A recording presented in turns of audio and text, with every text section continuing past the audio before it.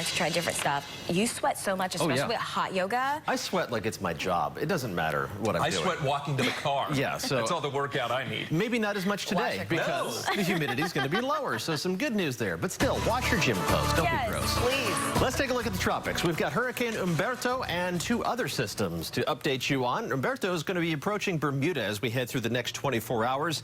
Right now, it's a Category 3 major hurricane with 115-mile-an-hour sustained winds and gusts to 140 miles an hour. It's speeding up, now traveling forward at about 16 miles an hour. There's Bermuda. So the center of circulation and the most intense part of the storm right around it going to miss Bermuda to the north. They're still going to get some high surf, some storm surge, some gusty winds, and some heavy rain, but at least the worst of it is going to stay to the north of that island nation. Then Humberto moves over the cooler water of the North Atlantic, gets kind of absorbed into a larger storm system, and just becomes post-tropical by the end of the week and over the weekend. But again, it's not the only storm we're tracking. This is Tropical Depression Imelda. Was briefly categorized as a tropical storm yesterday. That's why it has a name.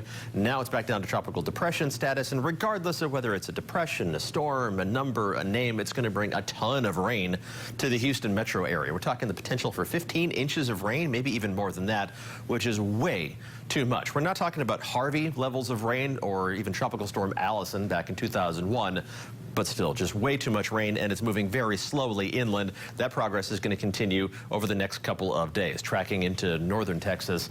But still, it's just going to bring a ton of rainfall to southeast Texas. And we have our newest tropical storm of the Atlantic season. This is Tropical Storm Jerry, still way out there in the Atlantic Ocean. Don't have the stats on this one because the National Hurricane Center is having some internal communications problems, we are told. So that's sending out the advisory data, the latest information on it. But it does have 45-mile-an-hour sustained winds. It's going to be tracking to the west and northwest and likely becoming a hurricane over the next few days. So the old advisory says 5 a.m., but this is from 11 o'clock last night, unfortunately. Your tax dollars at work. We do have a hurricane on the map by Friday evening, just north of the islands of the Caribbean. Stays on that path, but then begins to turn north before it gets to the Bahamas. That's some good news.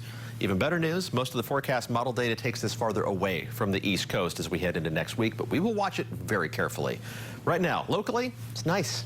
61 Goldsboro, 63 from Carter Finley Stadium. Skies are clearing out, a trend that will continue this morning.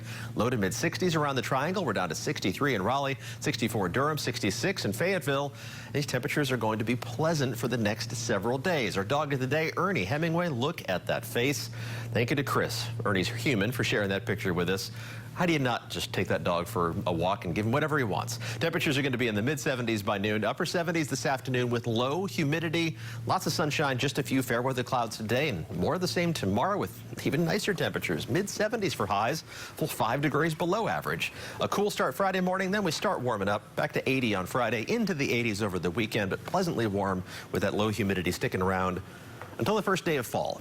So the first day of fall on Monday will feel more like summertime.